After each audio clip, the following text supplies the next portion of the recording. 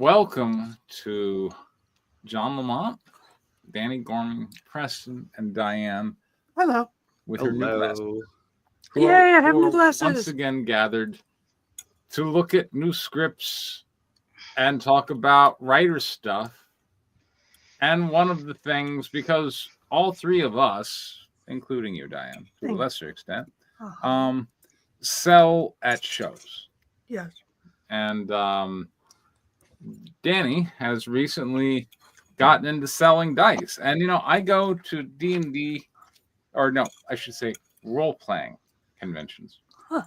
And there are booths that just sell dice, which means they must be doing okay. And even, like, people I meet at RPG cons who have been like, I've been writing RPGs for the last decade and a half. Here are 5 modules I wrote for Call of Cthulhu, and here's some dice. Like, you know, so there's a lot of dice being sold, and I mean that tells me that may be something I should look at. But at the same time, the sheer number of people selling dice, I'm like, well, that's almost a crowded marketplace at this point. But Yes. Danny, you recently, Yeah, so I'll walk you through sort of my problem and how I came across Dice's solution. Now, okay, as I was saying before we went live, it's only my second show doing it, but I'm real optimistic.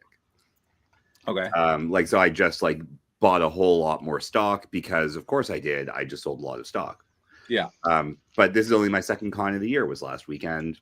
But anyways, so one of the things I noticed is that between the stuff I've written and produced and between the stuff I've worked on, like John's books, Larry's books, etc., I basically show up with a really wide variety of stuff. And it's gotten to this point where I need to use a magazine rack and stuff like that just to show everything. sure, And because I'm in film industry and still breaking in, and frankly, kind of broke because I'm in film industry and people were on strike for a couple of years. hey, I know somebody who got paid for their film work today. Sorry? I know somebody who got paid for their film work today. Is it Diane? Yay! Congratulations, Diane. That was a pretty fat check for That's very storyboards. nice. So one of the things I realized, after doing all the events I did last year, Yeah. is that a lot of people, especially when I have the big magazine rack, think I'm a publisher or I'm just reselling stuff. Sure. And it's really, really hard to say, hey, look, guys, no, I wrote these. Right.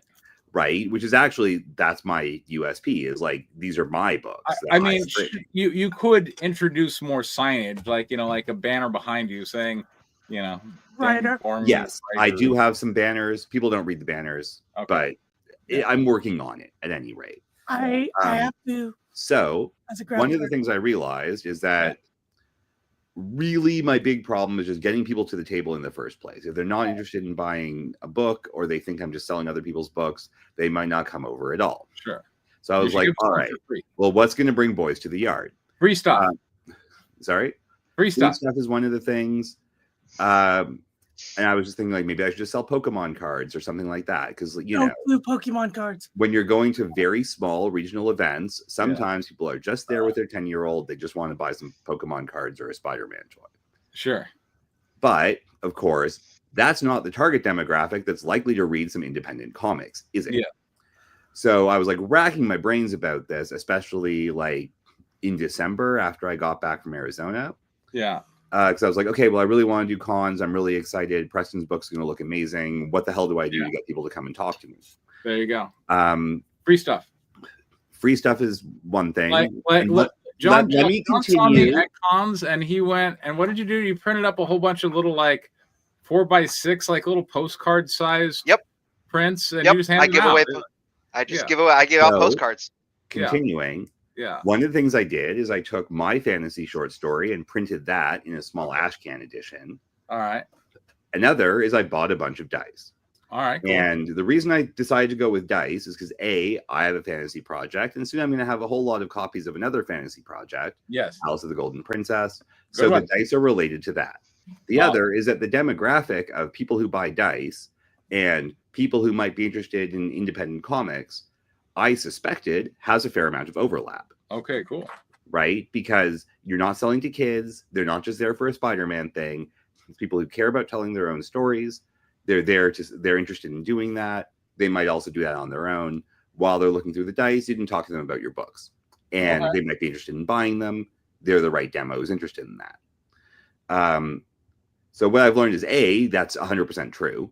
Yeah. People who are interested in dice, like I can talk to them, hey, check out my other books. I wrote all this stuff. Like it's a great conversation starter. Plus, it keeps people at the table for longer. So a busy looking table, of course, attracts other people. Yes. So it solved the problem of how do I attract the right people to my table, and it solved the problem of like finding me my right market. Okay. So what I found out last weekend is that a ton of people will buy the kind of dice that I think are neat. I mean, I package them neatly, like they're in like glass jars. I made like I designed some branding for them, like misfortunes, magical math rocks, like whatever, right? Cool. So it's not just, oh, here's some dice in a box. Like there's a bit more than that. So I'm trying here. Yeah. I've got a fantasy book I can talk about immediately because that's obviously the most likely immediate interest. And I've got all my other stuff, which also sold really quite well last weekend. Nice. So yeah, no, I really think there's a there. I have not been to any fantasy specific cons, although I did just discover one in the same sort of region in September. And I think I'm going to sign up for that because if I can make a bunch of money selling dice, I don't care. And if I can make a bunch of money selling books and dice, even better. And it's also very cheap. Yeah. So if I don't make a lot of money, I can live. But yeah, so that's sort of my solution is like, I still put my own spin on it. It's not just like, oh, here's some bland dice. Like they're all kind of cool in some way. Of course. So like I had like, as I was saying, like some, they were like two-tone, like water and air with rubber ducks in them, like neat runic things. Like they're all kind of neat dice. So I'm trying to like go for a more premium experience and have them be gift sets. Because frankly, I'm here to sell books. But it's still something, it's certainly attracting people. They're staying, they're talking to me, doing their job. And yeah, so I had a really, really successful day last Saturday, which is awesome. Fantastic. And yeah, so as we were saying, like the advice one often gives writers is don't quit your day job. Sure.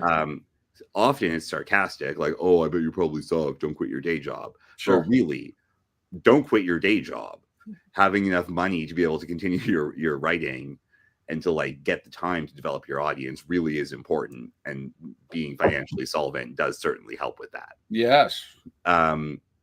So I'm not saying everyone needs to do it, but I kind of like doing swag that's related to my projects, and I feel like dice are related to my fantasy projects. Sure. I So mean, it's aligned with other stuff I do. I added its own branding, but I mean, it's the weird also thing an about additional revenue dice, stream.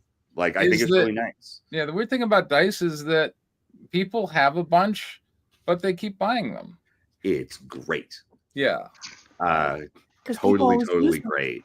I had no, really, it's not that they lose them. They buy more. No, like if people who like dice really love dice. Yeah. And then people who have friends who play games, like they'll buy them. Oh, here's some really cool dice I found as like a present.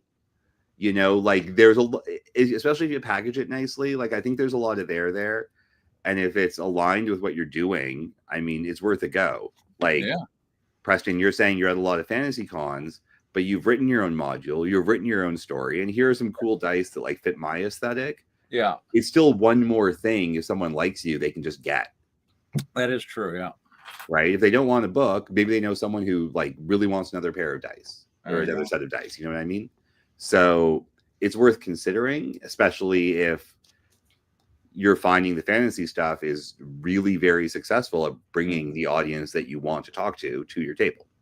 The other thing that I haven't really gotten into, and I see whole booths, and this is all they do, is like play mats for like CCGs or something, just like a big I never got that. And like, you know, I've got so much artwork that I could just format that way, but I'm like, It's more stuff you gotta lug. Yeah, I'm like, I don't know. John did okay with mouse pads for his thing. Yeah. I'm trying mine out for my campaign. I think that's where he got the idea from. Yeah. And you know, it's an option. Then you have to store it and stuff. Like, I'm keeping dice sort of as a side business with the goal of being a store that sells books. Like, I still sold more books than dice, Okay. I just sold a bunch of dice, and they did their job of sort of bringing me the right audience. Yes. So, do you want to be a playmat store? Because that's a very different thing than being a comics creator. There you go. Yeah. But like, are you going to do something else that like aligns with being a comics creator? Then like, it was going to bring the boys to the yard. Like, shake that milkshake, man. Exactly. All right. That's what my wall of sexy ladies does. Because I'm not a playmat store. I'm a Are we sexy back lady to store. Chic Baby? We are back. And all of your books are aligned with that. Yes. Bet they are. There's not a single The John. one thing John definitely sells is tits. As so are my mini prints that I give away, which is also a good way to get people. It's a good way to screen out possible people that I don't want to, or that aren't interested in my books. If they look at my freebies and they're like, "Yeah, no, I don't want that." Yeah, that makes sense. That's a good point. When they walk up and they say, "Oh, that's really gorgeous artwork," well, then it's like, yeah, here's my book. My response to that is always, okay, I'll give you a print for free if you sign up to my mailing list. Oh, wow. Hardcore. Well, you really like the art. I'll give you some art. That's not the problem. Exactly. Right up. Let's go. All right. Let's talk about Chic Baby. Oh, God. I don't remember anything from Chic Baby. Is there more Chic Baby or is this the same Chic Baby? I mean, it's the same from the picture. We obviously can't tell. It's the same Chic Baby picture, but now we have words saying exterior Dubai 9 a.m. sunny with pictures. So let me take a quick scan here. All right, so this is 13 pages with a bunch of pictures. I mean, this is. I'm okay to read through all of that. It's a bunch of pictures. Yeah. Okay. You want to do it? Sure. Let's go. Go ahead. Chic Baby by whomever wrote this. Yeah. Exterior Dubai 9 a.m. sunny. We see the early morning Dubai skyline glistening under the sun. Exterior Burj Benghazi Tower continuous. Anyway. Zoom in, very doable in a comic. Yes. To a penthouse of the Burj Benghazi Tower. This is where Chic Baby resides. Oh, yeah. Interior Chic Baby's penthouse continuous. Inside the luxurious penthouse, there is a crib next to a window, and inside is a lonely baby wailing Chic Baby. Who will be Chic Baby? I think John will be Chic Baby. Wow. Interior, Madame's room continuous.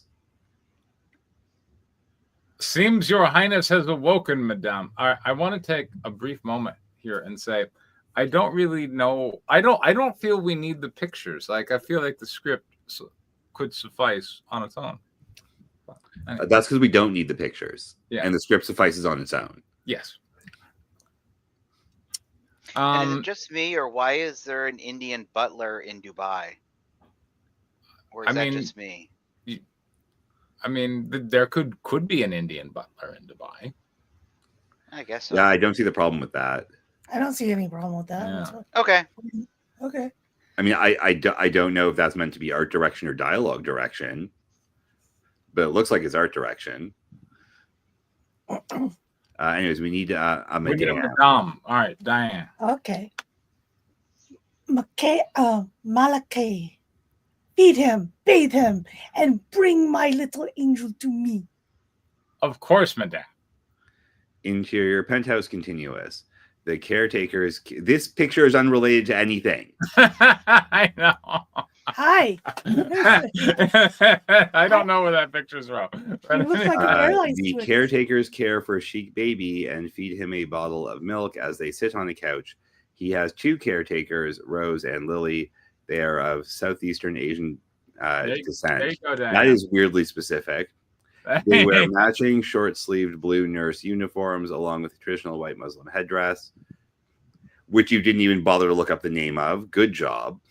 And a white long-sleeve shirt under their uniforms. They both wear the same shirt. Is it different than a hijab? Yeah, I'm pretty sure. Yeah, that is different. I mean, this is that's not a hijab. It's not a hijab. No. Okay. So we need a Rose and a Chic Baby and a Chic Baby. We already have a cute baby. Yes, you are. Yes, you are. Slurp, gurp, slurp, burp. Suhatha, this milk is a bit cold. Now more direction. Oh, is this a screenplay? Yes. Oh, okay. It's a screenplay with pictures. Voiceover. Well, you can have voiceover in a Right screenplay. there. Oh, so it's like a really amateurish scriptment. Yes. The Sheik baby lets his go of the bottle, begins to cry, and alarms his caretakers. Wah, wah. Oh no, what's happening? The milk. Did you check the temperature? I totally forgot. And you're Rose fired. checks the temperature of the milk by squirting some on her hand, and Lily hands her the bottle warmer. It's cold. Here's the warmer. Sheik baby now has the bottle back in his mouth. I just want to say real quick, I feel like Sheik baby would demand milk straight from the boob. Yeah, I'm wondering why there isn't a wet nurse. Yeah, like why is there not like a big pair of boobs right here? Yeah, or just like a cow hanging out there. I mean, No. no. Sheik baby does not want a cow. You need a This is goat. not a John Lamont script. Yeah, all right, fine. Oh, But but wet it's a nurses are a nurse. thing, and there's still a. I know I'm pretty they're sure a there's still thing. a thing Yeah, even today. yeah. Satayan. Much Okay. better. Can't let these two slack. Today it's called milk, and tomorrow it's might be diaper rash. No room for errors. Oh God, we have voiceover. And I'm just saying, if Sheik baby has this much IQ, he would be demanding boobs. It's voiceover. I mean, even Yeah. Lucas. So I mean, if It's they're not going for a necessarily dialogue. PG story, then boobs probably wouldn't fit. Hey, are you look suggesting who's that they're not watching appropriate for Baby children? demanded boobs, man. Yeah. He Because saw I'm pretty sure they're designed for Oh, children. what are those? Why did they come in jumbo size? Yeah. Remember? Yeah. So, I mean, it's still, it was still PG-13. Yeah. So. Yeah. All right. Interior bathroom continuous. Sheik baby, having teleported, lays in a small tub against the wall as his caretakers pour water in and grab items from a shelf. Which soap should we use, lavender or peach? Lavender. I have a very important meeting today. Lavender scent exudes cleanliness and tranquility. Most importantly, it's purple, which inspires power. Oh, now he has dialogue? Yes. Okay. Now, I don't know if, well, it's no longer voiceover. Yeah, apparently. this is dialogue. Yes. Okay. Yeah, Peach. Yeah, My she favorite. asked lavender or peach, and he's directing her. Lavender. Yeah, right. Peach, my favorite. Sheik baby wails aloud Sorry. as his caretakers show fear. Wah. Okay, lavender. Habib. Habibi? Habibi. That Habibi. means darling. Actually, now that word. Habibi. Shwe. He knows his sense. The caretakers surround him in bubbles, scrub him down, pour water on him, and blow dry him, combing the thin patch of hair on his head. Beautiful baby. Such a handsome little man. He suddenly turns red and cries out. Nana. How could I forget? My Nana. Where is my Nana? Halas. Halas. Alas! He said, alas! Sheik baby cries out for his Nana, alerting the caretakers it's time to see his grandma. Wah. Nana. Quickly usher him to Madame. Interior penthouse hallway continued. Yeah. The pair rush him in his portable crib down the hall. Madame. Hurry! Nana. Interior penthouse living room continuous. Madame holds Sheik baby as he babbles and makes joyful gestures. She is wearing a traditional Muslim attire with a golden batula.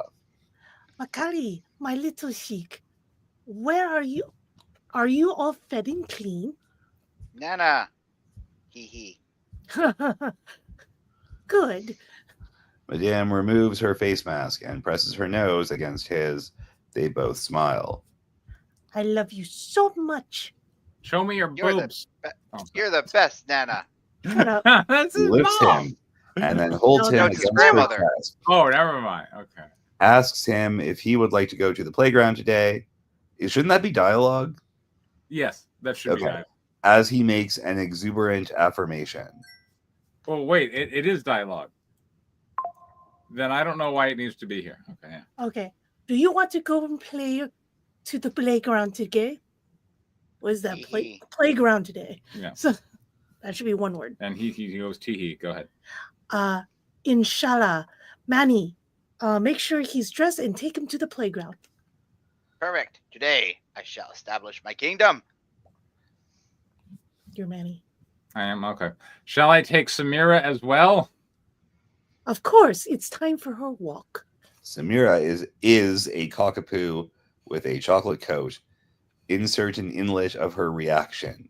Okay. What is her reaction? Also, isn't this a screenplay? I mean, I guess there's a reaction. So do we have like a little panel that just zooms into frame? And it's just like, boo. Yeah, that's a good Well, question. it's a screenplay. Maybe so it maybe like it's picture in wiggles picture. around in the center of the screen. It's just a shitty burn in. All right. Exterior By the way, playground, 10 a.m. sunny. Next we're out the scene. next scene, by the way. Wow, that totally wasn't utterly obvious from the scene heading. Yeah. Chic baby arrives at the playground and is admired by other babies. A couple of the babies have on hard hats and a tool belt. How are multiple babies wearing the same tool belt? I leave the rest of the designs to you. Remember, these are cartoon characters. This is not an action line. An actor cannot act this. True. Meanwhile, Max's caretaker Lily is chatting away on the phone, and Rose is walking Samira. Look, It's Chic Baby. Your Highness has returned. Oh, there's a playground.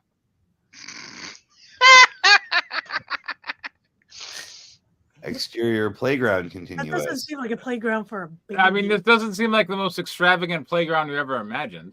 I mean, if you're a Is sheep. clearly the most extravagant playground in Dubai, Yeah. which No. is famously Have not you a ever seen particularly playgrounds extravagant in Germany? city. Man. Yeah. those things will like give you a heart attack. Splash double page. I don't know how you can film that. Of Chic Baby walking amongst the sandcastles.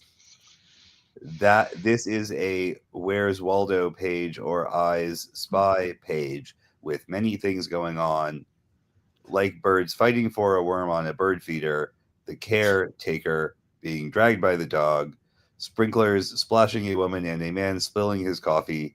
These events surround the focus point, which is Chic Baby, as he walks by the sandcastles towering over him. Okay. Small figures like superheroes, toy trucks, plushies, and the rest of the babies. And the rest of the babies line. Wait. Oh, that's a plural. Yeah. Yeah, baby. Yeah. This baby's possessive. Should be. Yeah. Yes, yeah. And the rest of the babies line the path.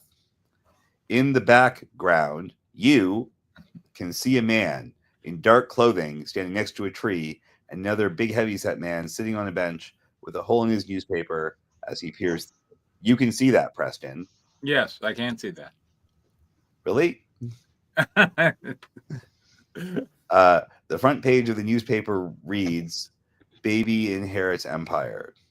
This is where Chic Baby declares his mission, and the babies cheer for him. Some hands raised, others. Some hands raised, others. Wait. I don't know. Okay. Hands clasped.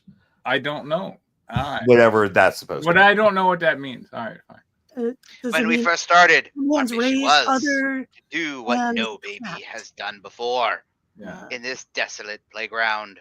And what did I say? Do you recall? I said, we shall part the seas of sand, and we will plant the seeds of ingenuity, and we will build indefinitely. Surely we have, and surely we will, inshallah. Inshallah. Inshallah. Maybrook. Exterior playground continuous. Chic baby congratulates the rest babies, Yes. whatever those are, on their hard work as he stands at the center of the sandbox and lets them know something is missing. The golden giggle McDo. Open bracket, cell phone, close bracket. Mabruk. However, there is one thing missing. What's that? Bring me the golden giggle McDo. The golden giggle McDo? Right. There it is. Well, that was easy. So, Exterior playground continuous. Baby number 3 points at it.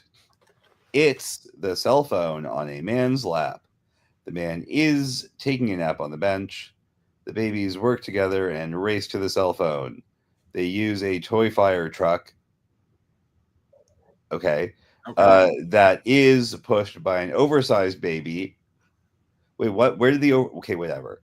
And a toy fishing rod to grab the phone without the man waking up. Giggle McDo. Giggle McDo. Giggle McDo. Giggle McDo. My God, I hate this movie. Rose and Lily look over the children playing. Samira is walking along the edge of the sandbox. Looks like he's making new friends. Goo goo gaga. Who's Well, Lily? Go ahead. I wonder if his cousin will visit. She's supposed to come play with him. Keep an eye on them. They don't get along at all. Wow. Of course, I know she can be a handful. She needs a complete team of caretakers. Wow. Inlet of Rose with shades looking cool with a wide... What is an inlet? I don't know.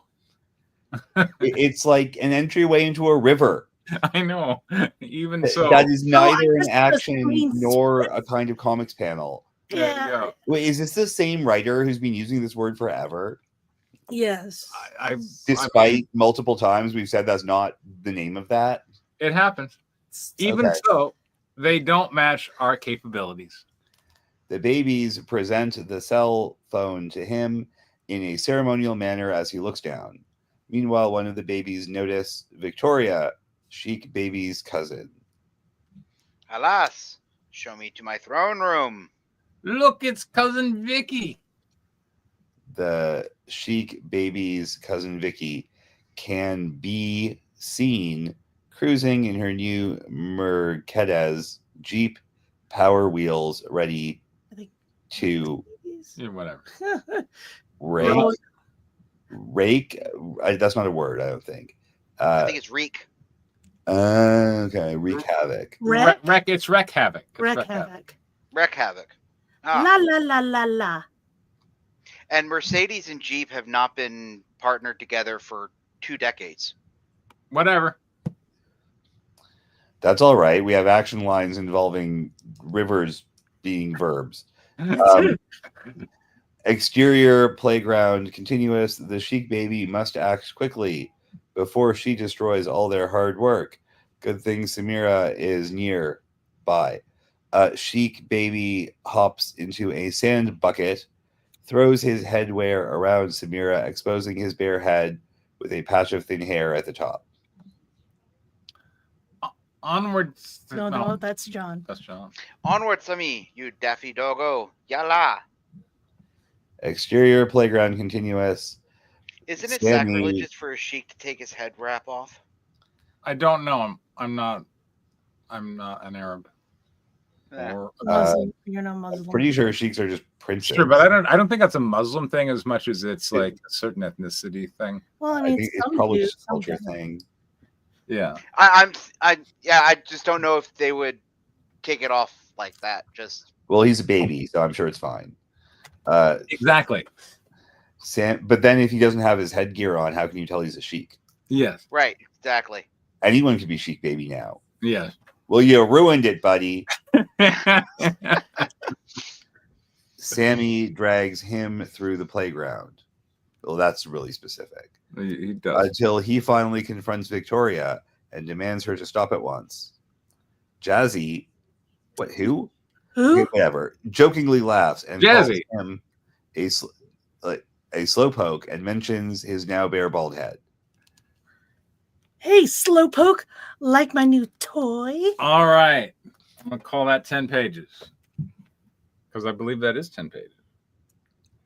And some pictures. And I love pictures. And thank you for the Chic Baby and the pictures. And this new script concept, which last week you presented as like a treatment or like a write up little synopsis. What do you want to call that kind of like a German story? And it was, I liked it. It's almost an outline. Yeah, an outline. And Almost here an we go. We got some pages and some pictures, which is I don't know. We need the pictures, but we got the pages. We got Chic Baby, who's he's a mover and a shaker. He lives in a nice place. He's being waited on hand and foot. He visits the playground where he expects to be respected. And He visits a poor playground in America. Yeah. Yes. I would say there's not much conflict here, but the conflict seemed to be being introduced as Victoria enters the scene with her cool car. Who knows what's going to happen? I assume she's slightly older, like Angela from like Rugrats. The script did not say that. Yeah. Dan, did you like stuff? Yeah, this was. Oh, sorry, you said Diane. Yeah, I Never did mind. say Diane. Did you not like? Oh, you can pass. I'll pass. Okay. Diane's tough. All right. This Dan, was go. substantially more coherent than the last thing we read. That is true. It is. Yeah. It is more coherent. So that's my positive feedback. John. This is the first thing we read. How is it more coherent than the last thing we read? Well, The other last one thing was had just like an bits of dialogue and then like random scenes and like nothing to bring it together, even though it was an outline. It was not fleshed out enough to be a meaningful outline. This, we have an idea of how it's going. There's some conflict. There's almost some characters. Things generally make any sense. Things make a non-zero amount of sense. This is an improvement. You got any good notes here, John? Say nice things. You can do it. Yeah, I mean, it's definitely was a little bit more fleshed out. We get an idea of how would you call this? Proof of concept. Sure. We get a pretty solid proof of concept of where you're going with this, and how Baby's world interacts with the human world. So.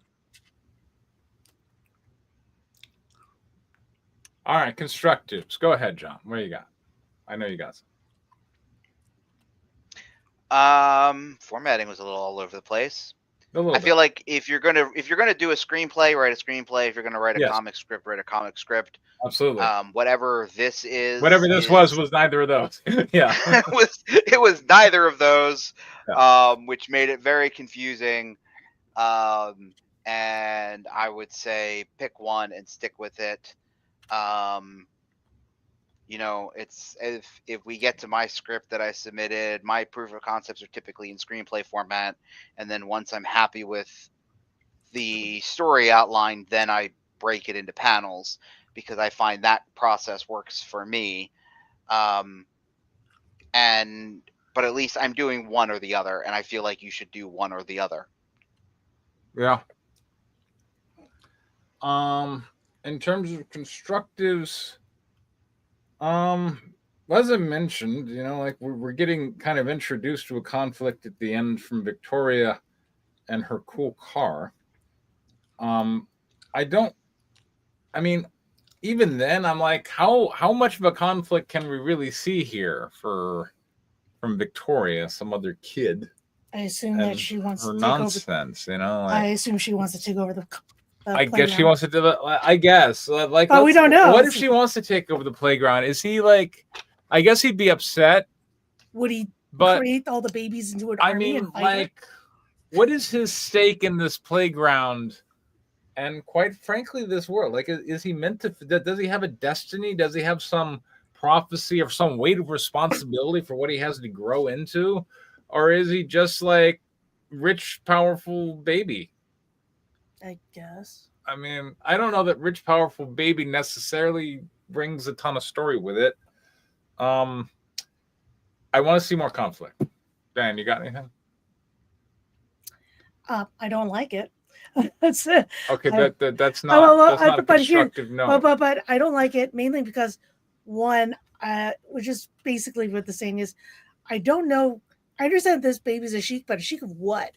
So he's supposed to own the country. Which country is this? You mean Dubai? Yes. Dubai itself? Okay. Dubai's a All right. country. Dubai's a city. It's not a country. It's a city. Okay, a city. United so Arab Emirates is the country. is country. Okay. So Arab Emirates, this country is the city. So he's part of the city. He's part of the capital. Yeah. Wouldn't he have his own playground? So, I'm just going, or is he going to a public playground? Are these all other rich people's babies? Are they aristocrat babies? I don't know. There's not much to say. He has sycophants, but I don't know if they have any significance beyond that. Well, for that matter, They the don't writer even have doesn't even. names. Yeah, They don't they even didn't have give them any names. They have names, Yeah. and so you have like the two caretakers, and they kind of appease him. Again, I also have no conflict between the adults and the babies. So, and then Victoria kind of basically rolls in, and then it stops. So I don't know what's going on beyond, like, I assume she is the antagonist. So I kind of get like an Angelica feel from like Rugrats. So I assume she's slightly older if she's the one who's riding a toy car when the baby has a carriage that has to be pushed. So beyond that, that's all I can say. So it's just that I would like to see more. And some personality and more conflict and actual story. Yeah, I agree with Diane. I would love for anyone to have personality beyond their costume. Yeah. Also, I would very much like for this to decide whether or not it's a comic book script.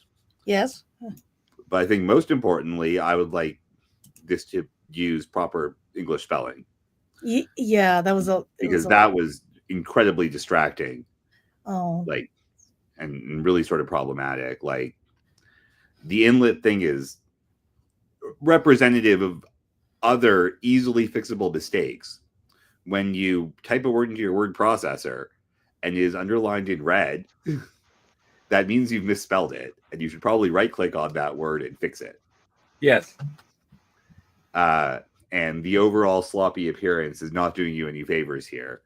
But yeah, like, nothing happens. Like, there's a conflict that about what the baby's going to be bathed with, and then it turns out to be a big nothing burger. And then there's a cell phone, and it turns out to be a big nothing burger. Yeah. And then there's a dog for some reason, which is very distracting from the Also, fact that like, it's happening.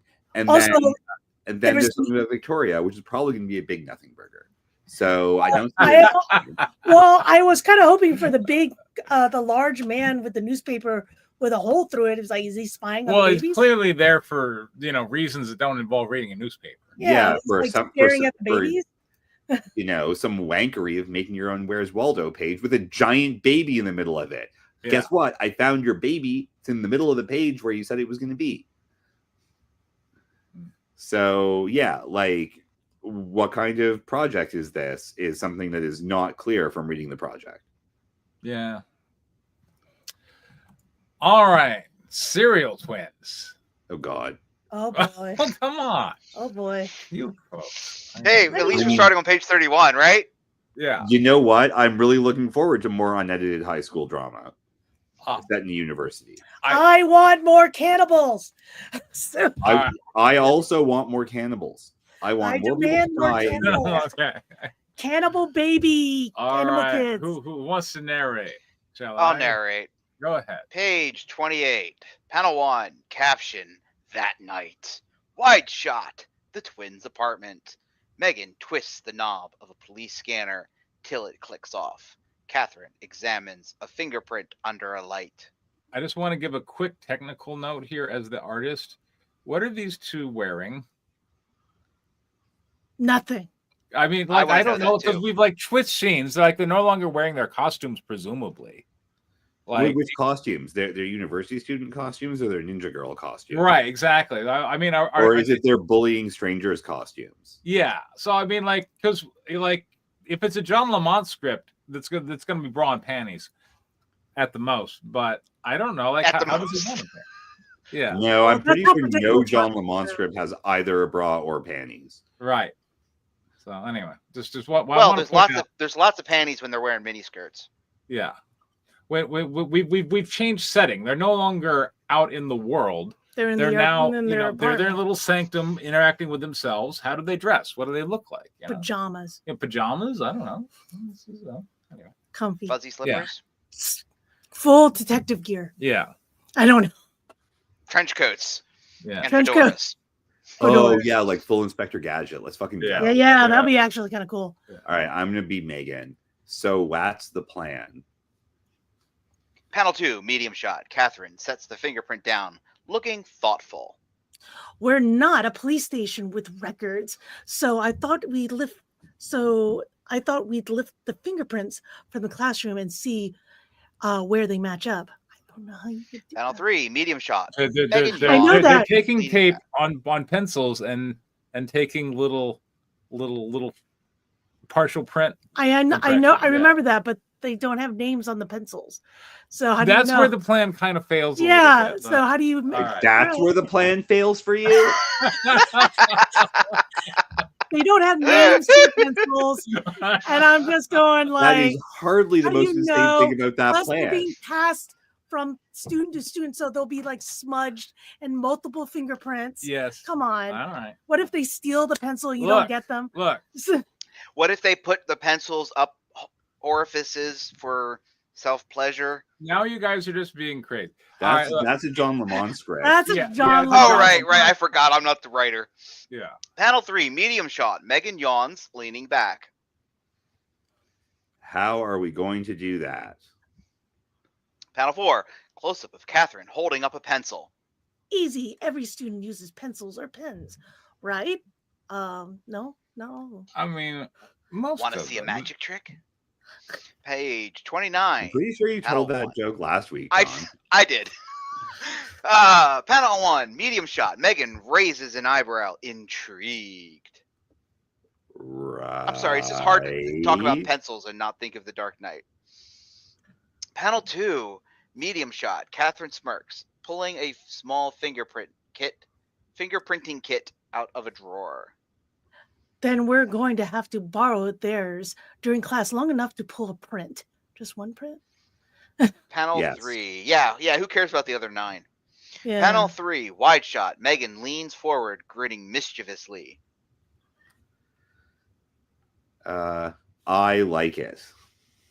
Why is Megan's name the only line not bold? That's so weird. Page 30, panel 1, wide shot. Large windows let sunlight pour in. Students take their seats. The twins enter and sit in the back. Panel 2, close-up of the photo of Jameson on an easel. Page 3. I feel like we read these pages last week. Well, I then, know we read They're these same pages last week. characters. We have definitely read these pages before. I think when they were a screenplay. okay. I don't well, remember. Panel we're- 4. Yeah, there was. Well, we're here now. Let's keep going. All right. Okay. The room fills with overlapping ringtone sounds as students turn phones off. Panel 5, with a stern look, Mount Hamill. Yeah, he didn't even change Mount to Mr. Whatever. Okay, in that case, No, we this definitely was read the this same last page. week. This was the same page because that was the same mistake. from last time. Yeah, he says Okay, next go, 10 go. pages. Okay. So I'm pretty sure that's Maybe going it's to like be 40 or whatever. 41. Yeah, let's go. I definitely don't want to read this again if it's not being edited. So you're saying, so he wrote vigilantism on the board? Wait, Oh, that's 31. page Is that what- 31. Yeah. Justin, you went to document page 31 instead of script page 31. Well- that makes a lot of sense. So we were reading a couple of pages from the prior week to kind of give you a, Yeah, but then we're not going to. Okay, fine. 31. Here we go. Starting from All right, scratch. 31. All right. Page 31, panel 1, the first day of criminal justice 305. M.R. Hamill There you writing go. vigilantism on the board in large bold letters. Sorry. Panel 2, close up of Mr. Hamill turning to face the class, scanning the room with a cold, authoritative gaze. Hello. Panel 3, medium shot of the students turning their heads toward the twins sitting at the back. Megan sits upright while Catherine leans back casually. Do I need my glasses checked? I'm almost seeing double. Dun, dun, dun. Panel 4, the class laughs softly. Megan and Catherine exchange a look. Auditing. Panel 5, Megan raises an eyebrow slightly. What the hell is mildly? How do I act mildly belligerent? Is Just that That's a- like Talk teen like girl. yourself, That's like Danny. Just talk that's like like yourself. teen girl sass. Is that okay? That's it's teen girl sash. Danny is always mildly belligerent. Danny. No, Like I I'm always said, mildly talk like yourself. sarcastic.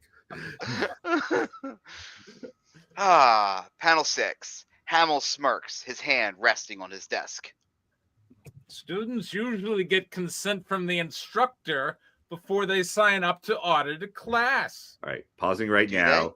Who is going to bet that we're going to watch the two girls say the consent doesn't matter? I don't know. Maybe. What? Panel 7. Close up of Hamill smirking as he gestures. I'm to ready them. to say that they don't say that. I'm gonna wager they don't say that. All right. Too late now. You've That's- already whatever. With a slight shrug. I mean, like we don't have any information about what they're gonna say. I mean, it's true. All right. Okay. But anyway. All right. Clearly, the assistant dean was swayed by a pair of pretty faces.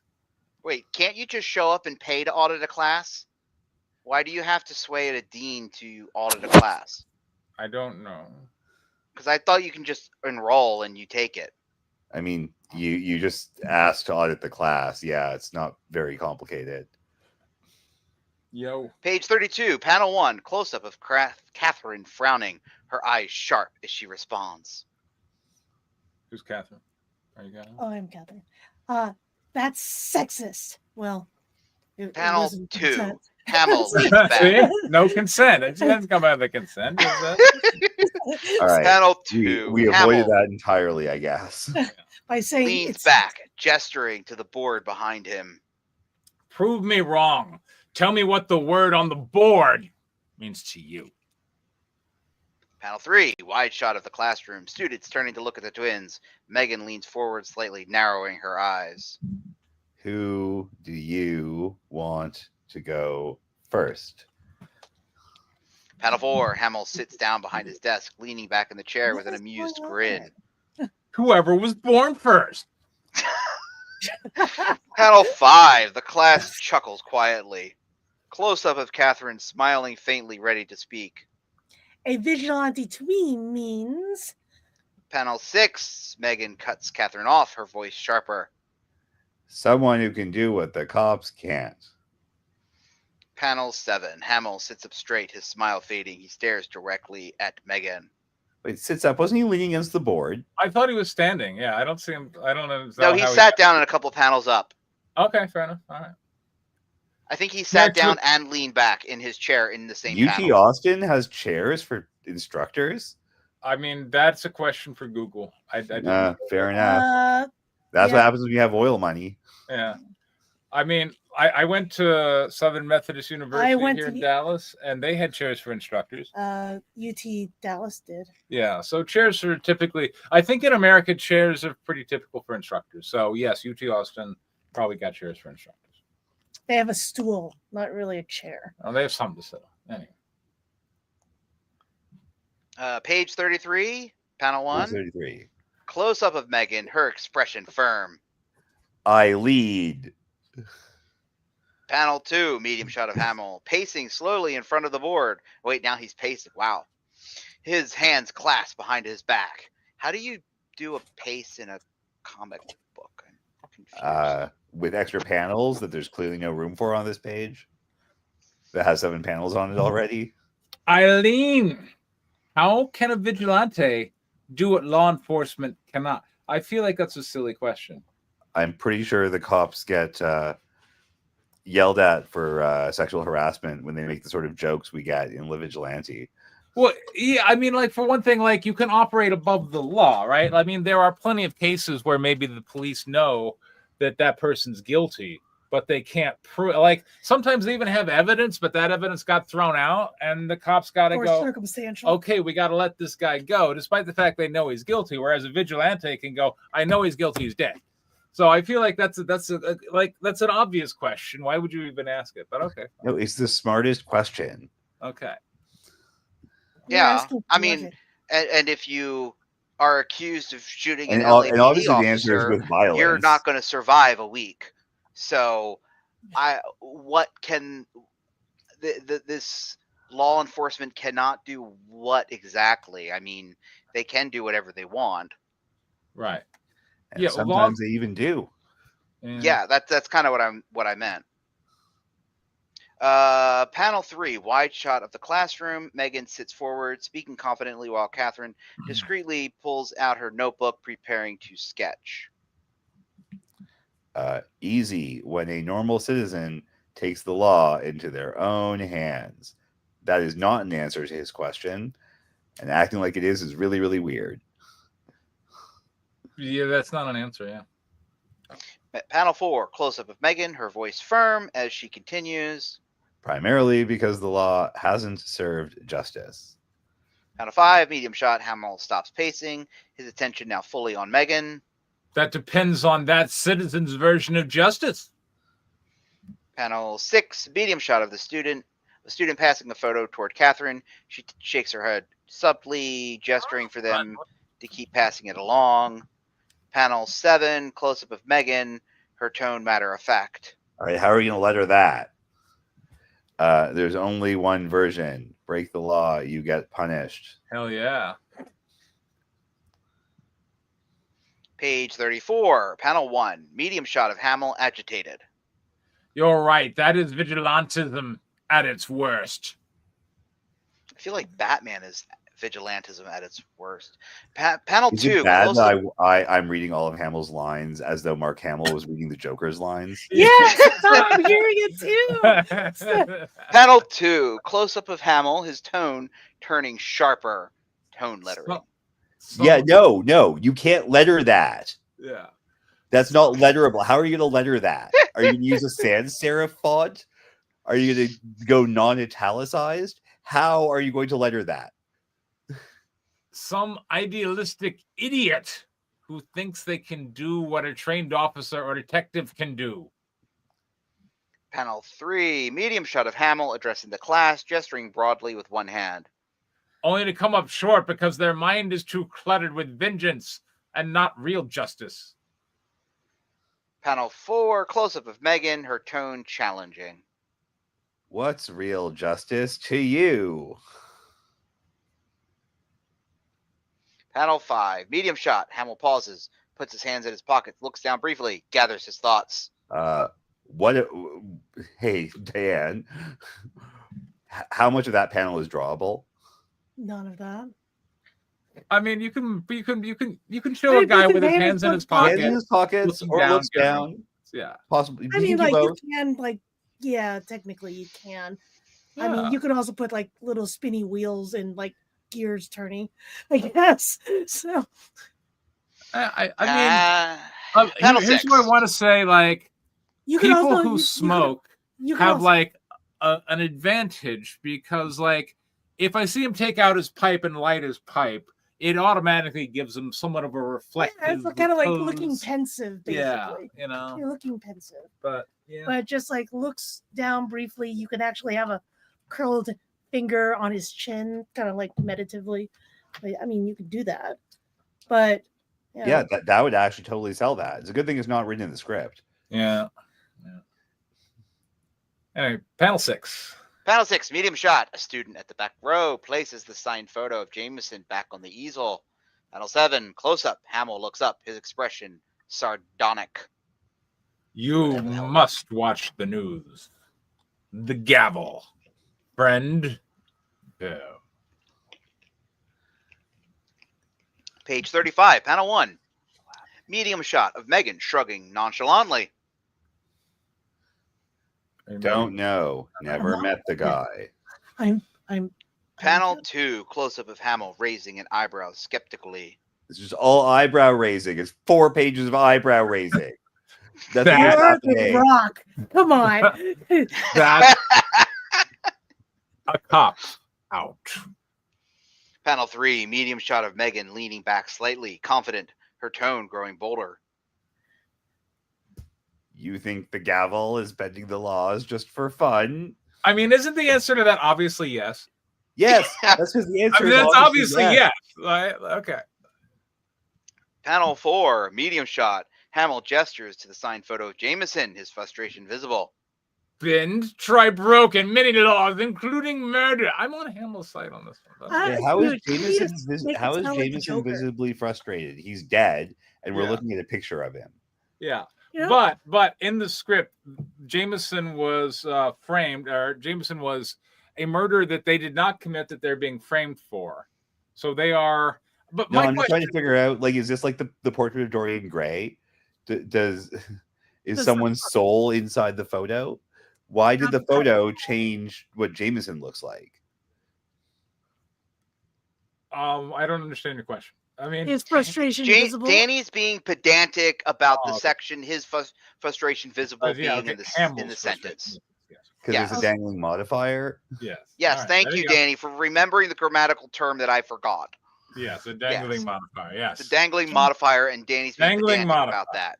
Rather than the fact that this whole dialogue and conversation makes no goram sense. Well, yes, Panel it that makes- that is the obvious elephant we're about to discuss. So I'm Yeah. not bringing it up now because we're saving Yeah. that for the end. You see, Yeah. Panel 5, close-up of Megan, her voice cold. I don't believe that. Panel 6, close-up, Hamill rubs his forehead, sighing. Tell me, Eileen, what are you and your quiet sister doing here? Oh, I should have been. Come on, Eileen. Yeah. Come on, Eileen.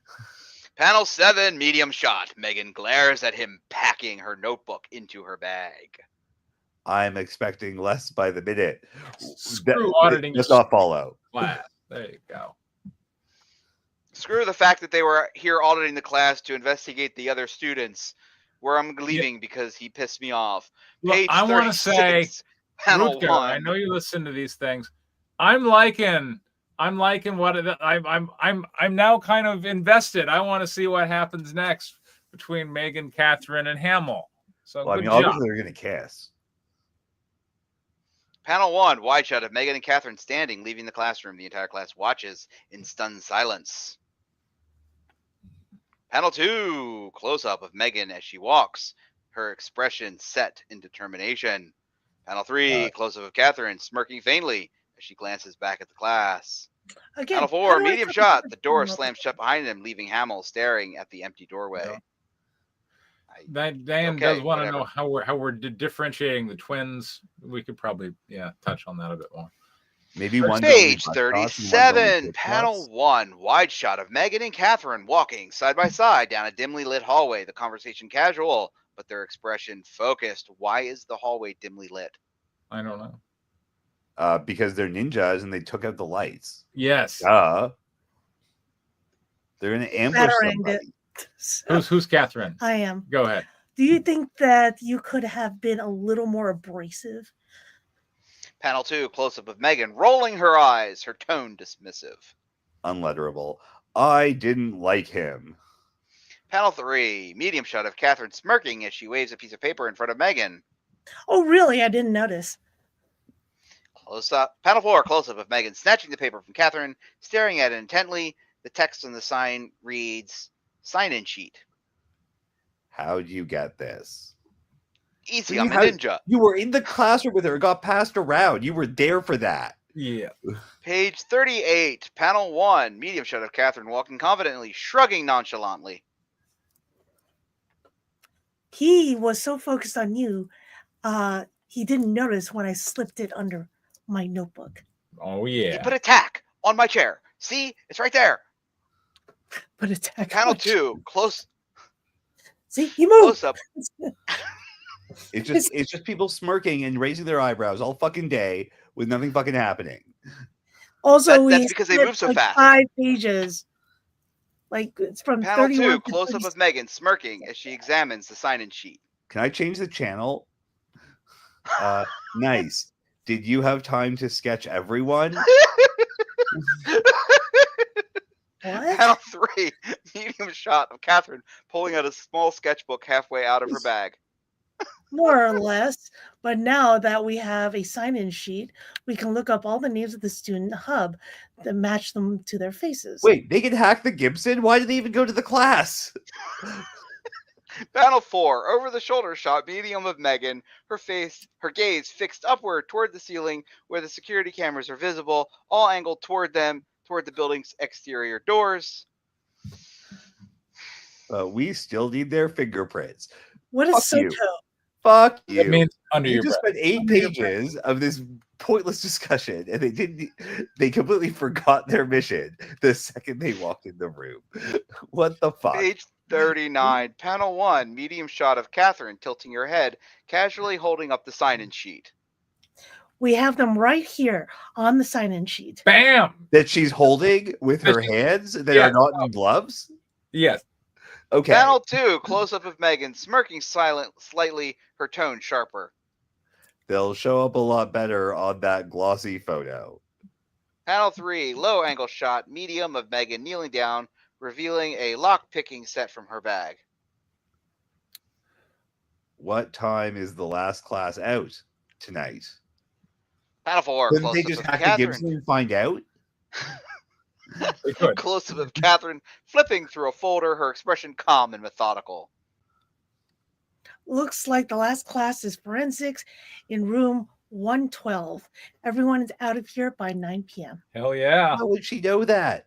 What's in the folder? Like that. Page there 40, Oh, of course, panel calendar 1, work. medium shot of Megan tugging a pair of nitrile gloves from her bag Yes. and stuffing them into her bra, her expression focused. Trade bags with me. I mean, and why do they have to be nitrile? Why can't they be latex? It's a freaking comic book. Panel 2, medium shot of Megan transferring her books into Catherine's book bag. I'll catch up with you at home. I mean, why can't they be nitrile? Huh. I mean, okay, let me rephrase. I guess the question is, why do does they it have matter to what be they're made nitrile? of? All right, fair enough. That's my question. They're examining. I don't know. It's just Yeah. panel Exam 3, gloves. close up. We use for the Yeah. phrase exam gloves. Yeah. I mean, like what the material they're made of is not. Panel 3, close up of Catherine raising an eyebrow curiously. What are you thinking? Panel 4, medium shot of Megan slinging the empty bag over her shoulder with a determined look. Every person in the room touch that photo of Jameson. I'm going to steal it. Hell yeah. And now she's going to have 1,000 prints, and she's not going to know Okay. which one goes So- with which person. So Yeah. after 10, oh my god. The Okay. 31 to 40. All Hold right. on. Didn't you also have like all these fingerprints from pencils? And like, No, they Oh, never you mean told the us. actual plan that they totally failed to Hold on. implement? First we off- can't talk about that yet because we have to say nice things first. First off, let me go. I will go ahead and address. They went there thinking of pencils, but then when they assessed the situation, they were like, you know what? There's a picture here, and people put their prints on it, and so they abandoned the pencil situation, engaged the professor in a spirited dialogue, and made a plan to steal the photograph, as well as already having purloined the sign-in sheet. They're going to ascertain probably that one class member did the dirty deed and killing Jameson. Then, of course, trying to figure out which fingerprint goes to which photo, but they can still go someone in this class did it. And then, that's way Or the more professor, than yeah. or At the that point, I got to photographer, investigate or the alibi. developer of the photograph, or Yeah. any other hundreds of thousands of other people who touched that photograph. Or anyone else who's used that classroom all day. Yeah. or the janitor. You know, like, look, I feel like anyway. All right. I thought it was a good plan. No. I having No. talked with Rutger on Discord. You have seen a plan before. This is not a good plan. Okay, Right. I'm gonna try and say something. And nice. this is where I've actually talked with Rutger personally. Like, I feel like this plan would be okay for a certain like young adult genre, you know, like Goosebumps kind of stuff. Which is where I'm like, that open is way too hard for this storyline. But all right, then we'll get the constructives on that. But anyway, we've had that conversation, and he refuses to change it. Right. That opening is way too tonally inconsistent with the story that he's telling here. I'm going to say that too, but first I'm going to say that Professor Hamill, if read as though he were the Joker, is actually hilarious. Yes, it is. He is hilarious. And that is my constructive feedback. or my positive feedback. Yeah. All right. Laws? Why would you do that? What the What gavel? vigilante is any good? I read. John Lamont. Right, we're saying good things. So, story is progressing. Yeah.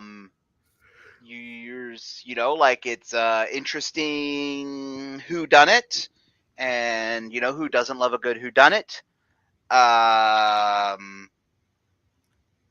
You know, we are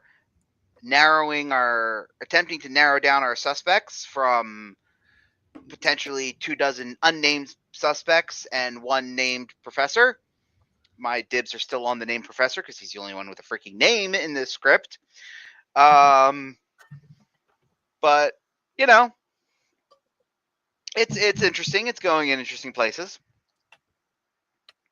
And I guess, okay, doing a murder mystery storyline can be a challenge, and I will say congrats on Rutger for attempting the challenge. Yeah, I'll say that. All right, constructive. Diane, go ahead. This is a poorly executed investigation. As someone who loves detective fiction, I don't know what's going on. I don't understand. There's no consistency of trying to find the fingerprints. You want the pencils, and then suddenly we're using the photograph. And I'm just going, you're still, okay, you now have names on the sign-up sheet. And then you're talking about hacking into the hub. Like, couldn't you do that beforehand? You could have just done that beforehand. I want to say, like, what's that show you used to watch, like Perot or Hercule Poirot and Sherlock Holmes. Right.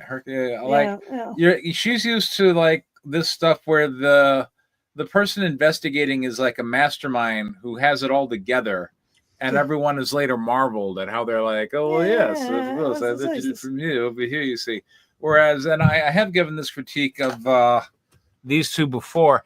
I feel like they are kind of airheads bumbling their way through.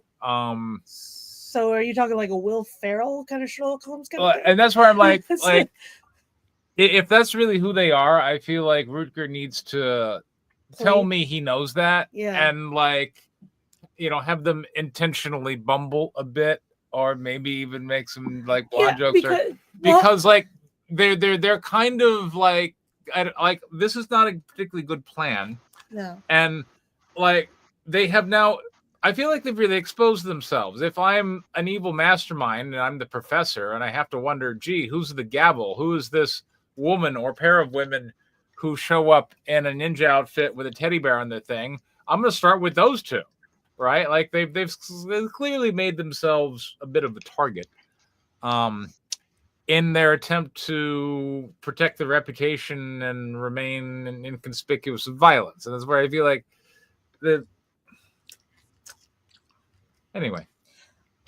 I mean, if you're going to do it like a Scooby Gang kind of thing, like a Scooby-Doo parody of detective fiction, sure, you can do that, but that's not what's going on. So, but also, but if it was going to be Scooby-Doo, the characters would be distinguishable, Diane. What? if you were going to do it like Scooby-Doo, the characters have to be distinguishable from each other. Exactly. And that's my other point here. You keep putting the panels back and forth between the twins. They're twins, identical twins. How are they different again? And I believe you said that, was it their eyes that were different? Like they had different color eyes? I don't think so. I No, think they have the same color. think that they have same color eyes, right? One of them has a teddy bear. And that's it. It's Only when they're Crumb. dressed as ninjas. Only when they're There's dressed a as teddy bear to ninjas. the other one. No one knows who's who. Yeah. I don't know who's who, and you're switching between Megan and Catherine. I'm going like, I don't know who is who in a visual sense, unless they have like bubbles that are a different color, maybe. Like one's red, one's blue. I don't know. Oh, one of them dresses like a slut and the other one doesn't. There you go. One of them acts like a slut and the other one doesn't. I don't know about dressing. Yeah. Well, no, remember she was wearing the. They have different type. There we go. Draco knows.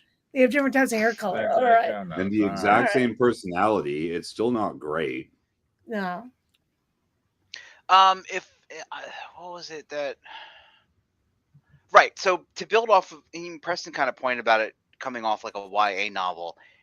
That was going to be kind of my thought. Was like, this feels like it's a mystery story written by a 13-year-old who's never, and this is the first time they've ever written a murder mystery.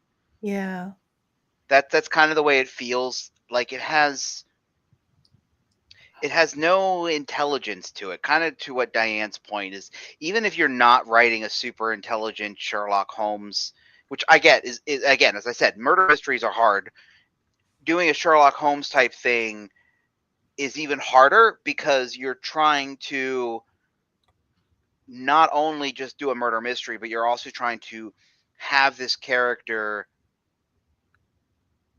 If you're going to do Sherlock Holmes, you need to write the character so smart that they wow the reader as much as everybody else. Because if your Sherlock Holmes is a bumbling idiot and everybody else treats them like they're really, really smart, then they're not gonna find you to be a smart writer or the character to be done smart unless you're intentionally doing it like he is a Will Ferrell or the Pink Panther. Or like the Pink Panther or the. There are comedy detective characters. Neither of our characters are acting like one. Right. Yeah. So I'm saying you can Gadget. do that if you want. Who was the Get Smart? Get Smart. Get Smart is great. So you've got your Get Smarts, you've got your Pink Panthers. Like you can lean into that if you want to do that. But I don't feel like that's what you want to do. I feel like you're trying to do twinsing Sherlock Holmes. The problem is that the murder mystery and the way your characters are behaving is not up to the level that they need to be for your readers to take them seriously. So you need to seriously up your if that's what you want to go with, you need to seriously up your murder mystery skills. Maybe watch some really smart Sherlock Holmes movies or books.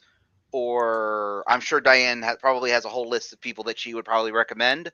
Yes, I do. So I would say, like study those types of characters, and kind of try to see what they did, and then do that.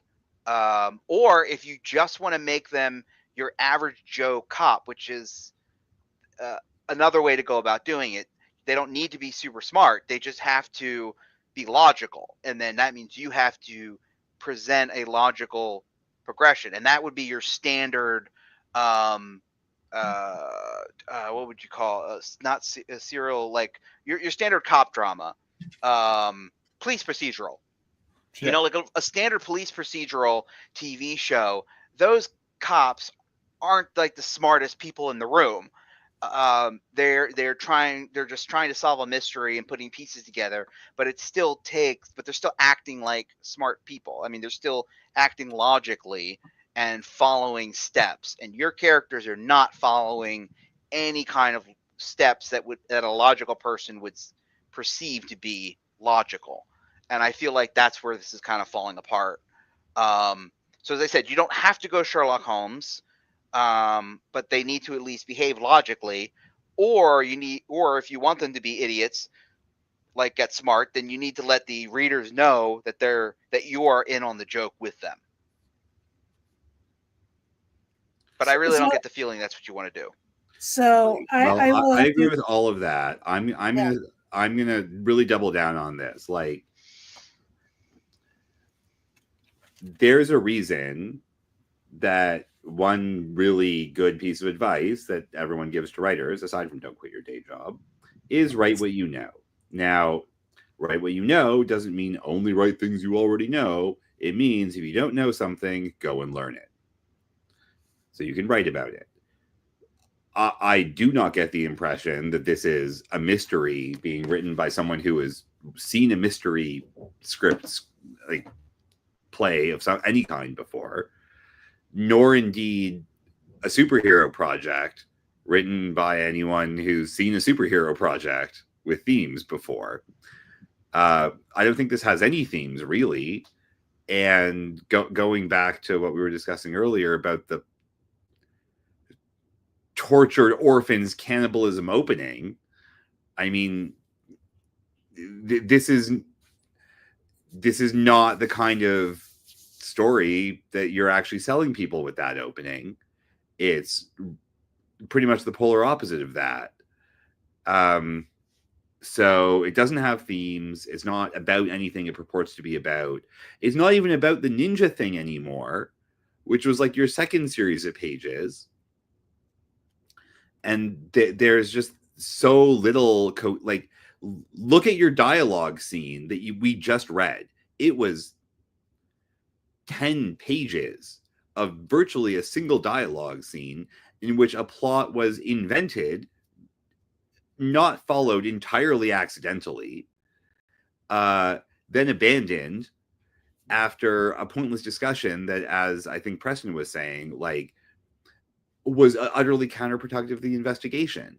So what were those 10 pages for? What was the point of them having a plan? Couldn't they just have shown up in the first place? Couldn't they just have used their magical tech hacking skills in the first place? Is there any other way to do this? And every time you present these characters with a problem and they come up with a solution, if all of your readers are saying, well, that's the most convoluted, unnecessary way to do that, your readers are going to think so too. If I were watching this, I genuinely would want to change the channel because nothing is happening and you set up an entire crisis that doesn't even pay itself off. So, I mean, like I don't know if the dialogue has been translated, but run it back through Google Translate again, if it has been, and read it to yourself as though it was two human beings having a conversation. Because you know what that doesn't sound like is two human beings having any kind of conversation. The entire script so far has been that incoherent consistently, which is impressive. You're consistent. But it's not. It's very frustrating to read something like this where you imagine something interesting might happen and then something much, much worse and more boring happens instead. So don't do that. Like, don't have characters slightly do anything. Have your characters actually do things, right? Don't slightly smirk. Have them smile. Don't raise an eyebrow. Flip over the table. Like have these people act like people and not like, you know, dolls that someone's playing with after dinner. And there's going to be a lot more to this story at the end of the day if you actually like let the characters be the characters and give them any character traits that mean we can tell them apart. Because yeah, I still don't see the point of there being two twins. There's only, like, between them, they've got only half a human being worth of intelligence anyways. And none of the plot makes any sense. So why are there two of them again? If you were to make issue 1 the main focus of them growing up as these cannibal little kids, I think that'll give you more of a solid understanding of what direction you want to go. And I completely agree with that. Again, this goes back to my thing. Yeah, no, the I Cannibal want Kids story Cannibal was a Kids. good I story. don't want anything to do with this shit. All this stuff. I'm like, I am still talking about the first fucking act, and I'm getting none of Yeah. that. So your note Diane, on the script okay, cover Rucker, would be Diane rewrite is your everything, keep leader. the first 4 pages. Your Keep the leader first is 4 going pages, to rewrite open I your mean, book, like, okay, let me look at the get first this 4 straight. I'm pages, going like, buy it, and then I be was horribly invested in the- disappointed. okay, I was invested by the first act, and then all this stuff happened. I'm like, I don't know if I'm in a mystery. I don't know if I'm in a teen drama. I don't even know if I'm in a superhero movie. You know what I want? I want cannibal twins. I'm sorry. I want cannibal little kids. I want to know how they got out of there, how they got there. Who are these people who are torturing them? I want that entire story. What the hell's all this? All right. Totally. It makes Yeah, no sense. so- Story-wise, it makes no sense. So Diane is what Yes. your audience is going to be like. ah, Your audience is not going to stick around for any of this shit because they bought Cannibal Twins Make Good as superheroes. Yeah. And what you gave them was bad high school Scooby-Doo. Yeah. and it's not okay. So yeah. I'm gonna say this also okay, about it. I'm gonna say this also. Now, if you did something like high school Scooby-Doo Valley Girl kind of thing, you know what that kind of semi reminds me of? Legally Blonde, Sure. which is actually a very good It is. film. Yeah. Which is, and that is in fact a mystery. It is in fact also a court drama. It is also a comedy. It is also Valley Girl, but she was also very intelligent, despite how bubbly and kind of blonde she was. Yeah, I mean, But- people in that movie are smart. Yeah. Don't put, they're not on the same level as these This, characters. but the thing is that, you know, it there's wit in it, but there's also silly moments. But still, that's what I'm not sure if that's what you're trying to get at, but you know, you can watch that. There is actually Lord cousin Peter Vinny, Whimsy. like, which is- there's lots of good, like, I mean, parts of this act like a Buffy episode. I wish I was watching Buffy. And they're also See, known here's as the thing, Scooby like, Gang, every by the way. time there's anything good to say about this, is like, yeah, but I should just watch that other thing that's like this but better. And that's not what you want your audience to think, Rucker. You want your audience to say, yeah, no one else can do this, I am in. And that is not happening. All right, John, what do you want to say about splicers? This is Cyberpunk. Neat. Anything other than that? This is the beginning. This is issue 1, page 1. So All right. Exterior desert saloon day. Gotta feel like I'm in a western. We got a saloon in a cyberpunk, a dusty desert saloon in the middle of nowhere. A dirty red compact pickup truck pulls up in front. The door opens. A pair of size 6 combat boots drops from the driver's side.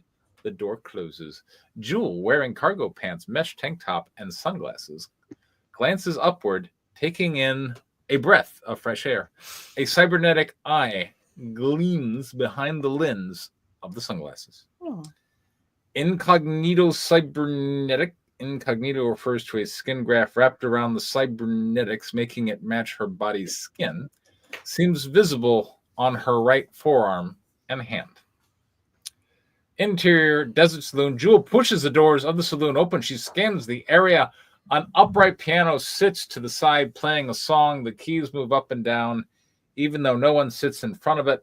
A halo projector mounted on the top displays the image of a woman in a sultry dress singing a song. The projection performs as though the saloon was packed, often turning to make eye contact with patrons who don't exist.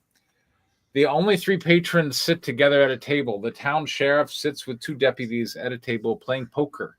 They look up at Jewel as she enters the bar. I'm such a geek, I would ask, well, what kind of poker? Because if it's Hold'em, there's cards in the middle of it. It's 5-card draw. And they're all Hold'em. Shut up. Shut up. He's not going to last long enough for it to matter. The bartender stops. Wipe if it's 5-card stud, then maybe. Shut up. The bartender stops, wiping a glass stein, stares at her. Jewel's POV. Jewel's cybernetics scan the patrons. The sheriff scans show 22% cybernetic enhancements. His deputies show 15% and 18%. The bartender shows 37% enhancements as his entire left arm has been replaced with a cybernetic. No one else appears present. Reverse. The sheriff pushes the rim of his hat back, watching Jules' ass prance to the bar and take a seat. What can I get ya, little lady? Rice wine. The bartender chuckles. Just what you see here. He motions to the bottles behind him. Jewel glances at them. Tequila. Neat. The bartender pours the drink, places it in front of her. 15. Jewel holds up her right hand in the center of her palm. A diode lights up. The bartender raises his cybernetic hand, which also has a similar diode on the palm. They wave the diodes close together. Jules' POV. Jules' HUD shows 15 tokens being removed from her wallet and being transferred to the bartender's hash account.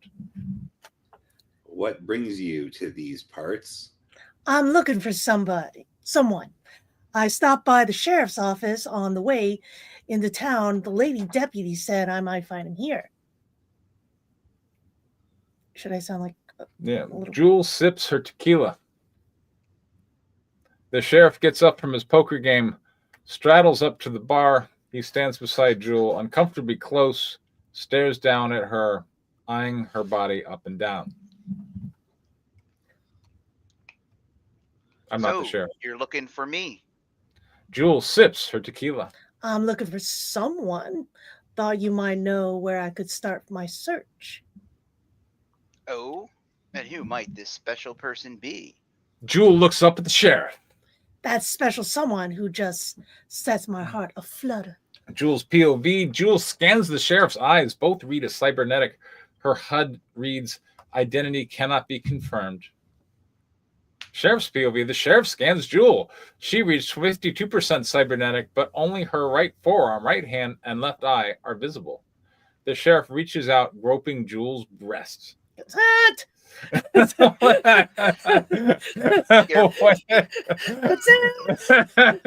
You're packing a lot more hardware than you let on. These certainly feel organic. That's not what you wrote. Jewel smirks, shrugging him off. I'll show you mine if you show me yours. Jewel finishes her tequila. Baby, you're going to have to upgrade your hardware if you want to run my software. It's actually a good line. The sheriff. Is that why you wrote this? Because it was worth it. Yeah, that's a good line. That gag was worth this script. There you go. John, you are sheriff. If you want my help in your search, you're going to have to pay up front. I already found her. Her? Jules slams the glass into the sheriff's face, shattering it and cutting into the side of his face and cheek.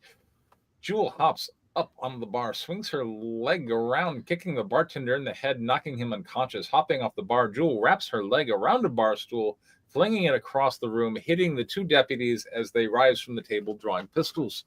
Jewel charges them. She jump kicks one, sending him crashing into the wall. Turning to the other, she kicks the gun from his hand before performing a jumping hook kick, knocking him to his knees.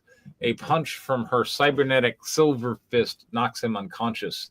The sheriff draws a large hunting knife, charges at Jewel. She grabs his knife arm with her cybernetic hand, holding it at bay, but his strength starts to overtake her. Jewel. Looks like I'll be showing you mine after all. Jewel's left hand, which appears entirely normal, suddenly turns to carbon fiber subdural armor. It grows up her arm, across her chest, down her right arm, down her chest, to her legs, and up her neck, covering her face. Shock comes over the sheriff. Subdermal armor? Who the fuck are you? Jewel grabs the knife blade with her armored left hand, twisting his hand back. She headbutts the sheriff, stunning him, falling up with a low kick, blocking out his cybernetic knee. Boom, boom, footsteps thunder from the next room. Jewel looks up as a large mountain of what might have once been called a man steps out of the back room. We got our own splicer. You're going to get it. Jewel kicks the sheriff in the head, knocking needs a K here. Knocking. Oops. Him unconscious. Jules POV. Sean, Jules. you gotta type with 2 hands. Yeah. Jules. The reads as an athlete class Spicer. 92%. Cybernetic, and it's obvious.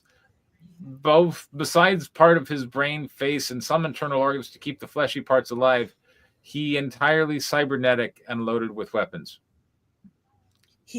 That's what it says. He entirely cybernetic. He entirely cybernetic. Okay. Everything is computer. Okay. Jules steps forward as the athlete approaches. Hey, we don't have to do this. Tell you what. Is that want? Tell you want? He definitely wrote want. I did definitely write want. Yeah. Don't do That is any not what I favors. meant You to already write, wrote but that this. is what I wrote. Okay, tell you what. I'll let you keep what these assholes have on them to walk away. I will, and take what you have, and the ransoms from the Janes. Jewel thinks. Yeah, I can see how that would seem promising. Jewel shrugs. Okay, let it on. Let's it on. Let's it on. Let's it on. The athlete, I don't know what that means, but whatever. The What does that athlete, mean? That's what she says. let's it on. All right. Okay, The let's it athlete on. smirks. He stretches out his arms, and several blades eject from his cybernetic forearms. Splice and dice. Jewel outstretches her right arm. A compartment in her cybernetic right arm opens, and a robotic arm removes the katana hilt, placing it in her hand before retracing inside the compartment and closing.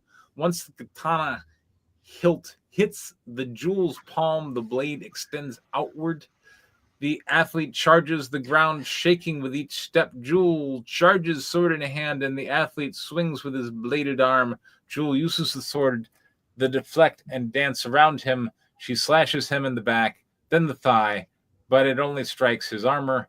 The athlete turns around, kicks Jewel in the chest, sending her flying through the back room. Jewel crashes onto the floor in a cloud of plaster dust and wall debris. Looking up, she sees a 12-year-old girl tied up in a chair. The carbon fiber armor retracts from her head.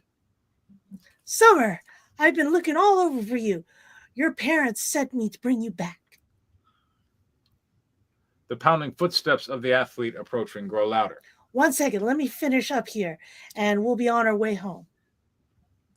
Jewel kips up to her feet. She reaches out her arm, activating a magnet which flings the katana back into her hand. Saloon, Jewel leaps through the hole. That's an interesting hole in the wall, reactivating her face armor. You're just saying that because it's an adjective and not a noun.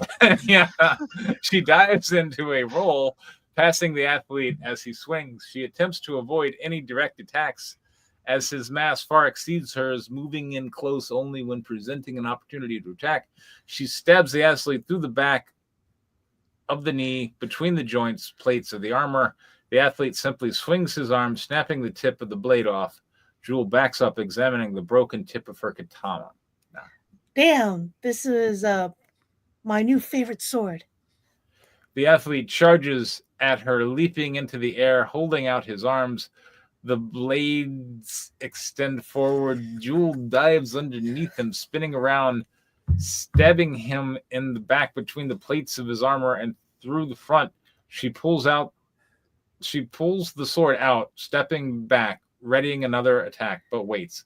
Black oil squirts from the entry and exit wound. The athlete turns, sparking at the chest. His body jerks. I've just separated your main fusion core from your cybernetic motor functions. Dun, dun, dun. The athlete drops to his knees. He gasps for air, collapsing on his back. Jewel's katana blade retracts the forearm compartment, opens the little arm, returns the hilt to storage, and closes. Jewel walks up to the athlete, kneels over him.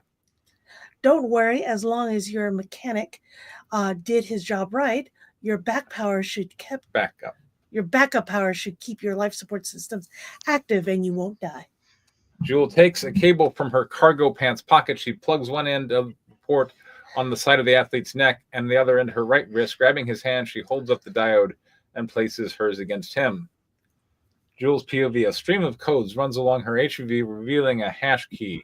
Then 237-823-120834 tokens are transferred into her wallet. Reverse. Jules stands up, walks to the sheriff. Summer can be heard moaning through her gag.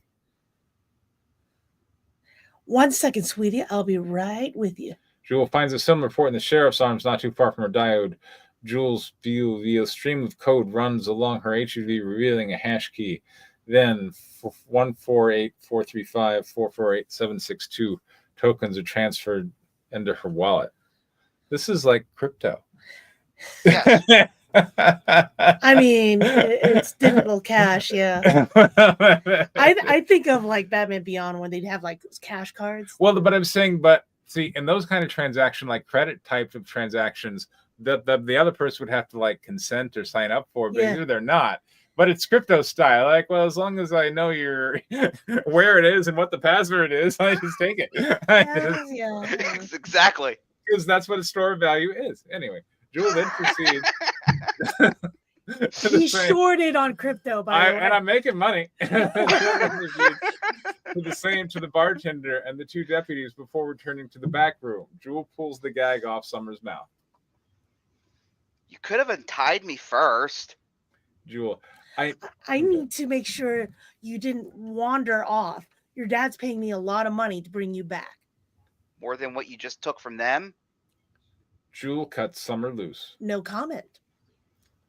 Jewel heads out of the back room. Summer follows behind, stepping over the debris on the floor.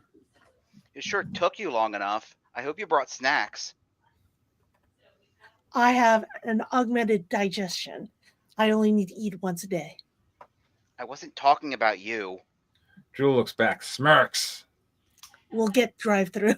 Summer rolls her eyes. Exterior desert saloon. Jewel and Summer exit the saloon. Jewel opens the back door to her truck. Summer stares into the back. While it's clean, the fabric seats show some stains and the usual wear and tear. Ugh, I am not sitting on that. What kind of Merc doesn't have vented leather seats? Jewel looks back at her. Corinthian leather. Corinthian leather, bitch.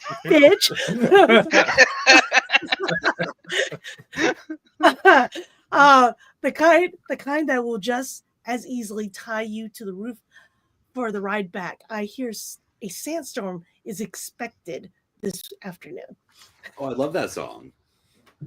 Jewel rolls her eyes, or no, Summer rolls her eyes, climbs into the back of the truck. As Jewel heads to the driver's seat, she notices several dust trails in the distance heading their way. Shit.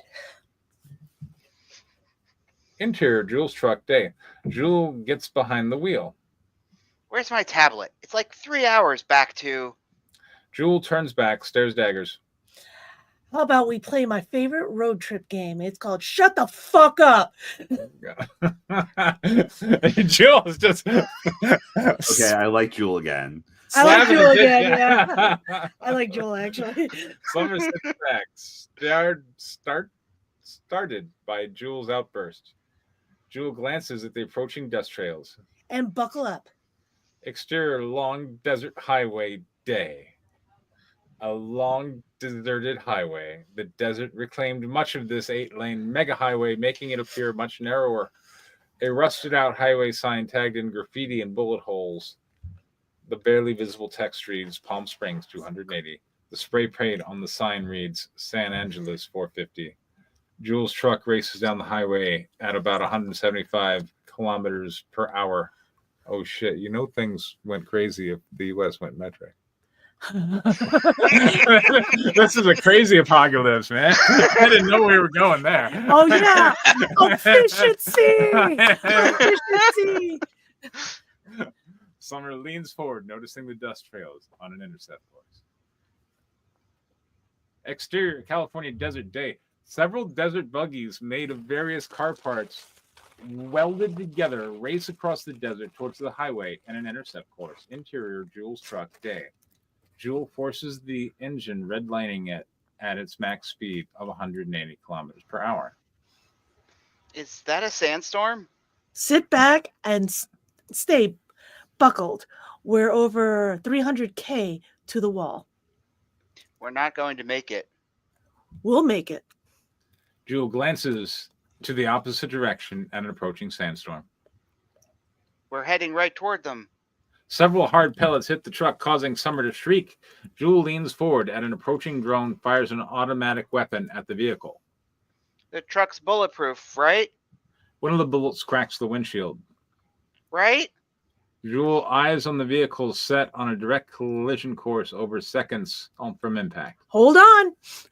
All right. Well, you know, John, I want to say I've been reading your stuff for over 10 years now. Or has it been, or maybe less? Like maybe. I mean, if we took the original writers group and the original writers group. Yeah. 10 years, I think. Anyway, you've gotten better. Yeah. Happy anniversary. Yeah, you've gotten better.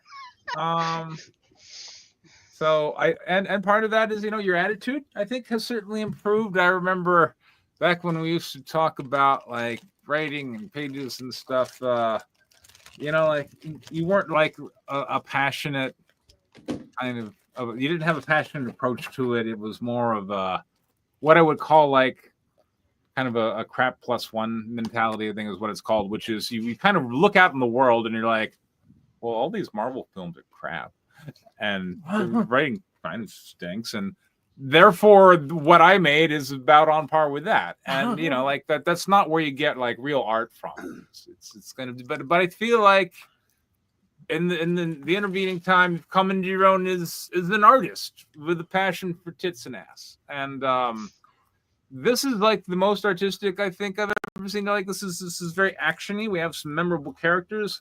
Surprisingly low TNA. Kind of want to punch Summer in the face. Yeah, like you know. Well, then I've done my job, Diane. Yeah. I mean, I knew that you did your job. And you know the technology is interesting. So cool. Good job. There you go. Diane, what do you think? I like it very much. Okay. There is like distinct personalities between Jewel and Summer. I kind of want to punch Summer in the face for being an entitled little bitch. But you know, that's the reason why her dad wants to get her little baby girl back, because she's rich, I assume. So don't know why she was kidnapped. I'm sure that will come up. That's part of the mystery. We do have some conflict. They're being chased now. They have she has rescued her. She is kind of like basically kind of a bounty hunter in a way, trying to get that bounty, bring it back to her. And now they have to escape the bad guys. Now it's a kind of a heist. She's the heist. Yeah. So you heist the girl. And now they're being chased around. Yeah. Down the Fury Road. Exactly. Danny, what do you think? The characters have character. There seems to be a story happening, and you have managed to put 2 action scenes in the intro, which means it's actually a very engaging opening. Mm-hmm.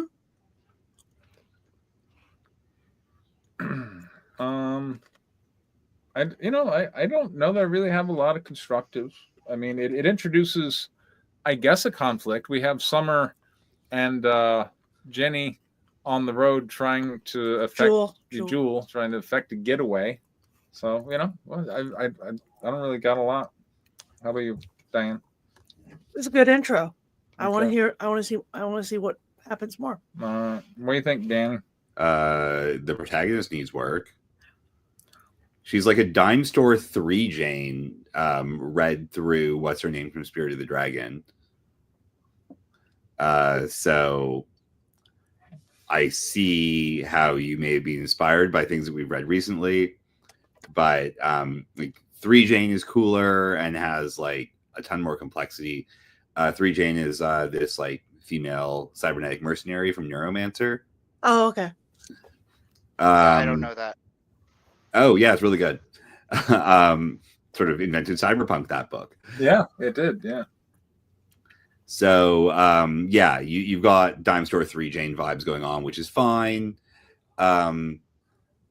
If this is your I'm gonna do action scenes with stakes project, your character comes off way too unbeatable, like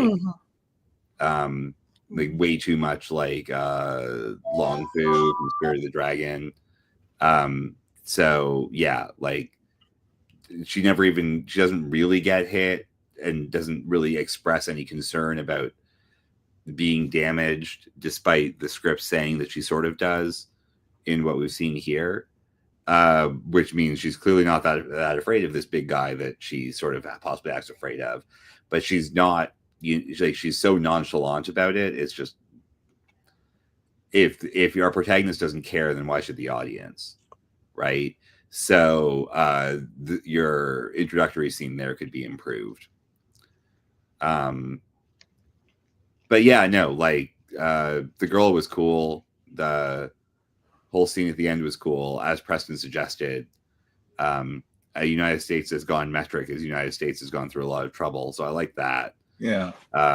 So yeah, there's still a there if you want to explore it, but oh yeah, there's a whole massive paradigm shift that happened in the U.S. This takes place like 100 years in the future. Yeah. So Okay. there's been some shit that's happened. So All right. how could that possibly happen? The United States is so stable right now. Well, I mean, no Look. comment, Danny. Anyways, Talking about so I mean, like, with look, all of that being said, like there's a there, but like this, you need to make this character not just be one of your other characters with like a coat of cyberpunk paint on. Fair. Okay. Yeah. all right. Well, I think those are all the scripts we have for today. Cool. That was a bunch of fun. Yeah. I enjoyed that. And also serial twins. Yeah. More. Oh, man. More. Danny is always mildly belligerent. Okay, look. More. We've read Cannibal serial twins Feed. before. We've read this stuff before. It just happens to be framed as a comic. So I might become interested in serial twins when we read something that we haven't seen before when it was a screenplay. But also, it would be we didn't get this far. We didn't get this far when it was a screenplay. As far as we got was we got her literally polka this far dotting the when it was a dude. screenplay.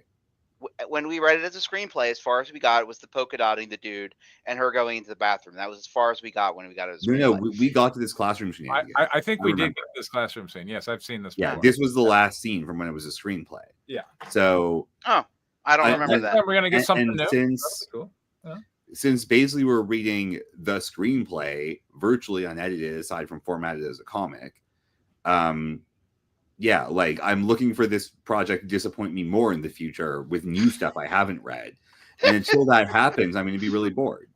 Okay. The only thing, Rutger, I can say, and this goes back to what Diane said. If my interests would lie more in this, not a high school college teen drama thing, but I have no interest in cannibal children. So if you're pitching me this story and I see cannibal children, somebody who would be your target demographic for the story, for what is the majority of the story we've read, would not get there, because I have no interest in stories about cannibal children. This is what I kept trying to tell you, and this is the problem you're going to have, because people like Diane who are into cannibal children are going to pick up your book. They're going to be so disappointed. They're going to put it down, and they will never back one of your Kickstarters again. And they're going to have no interest in serial twins.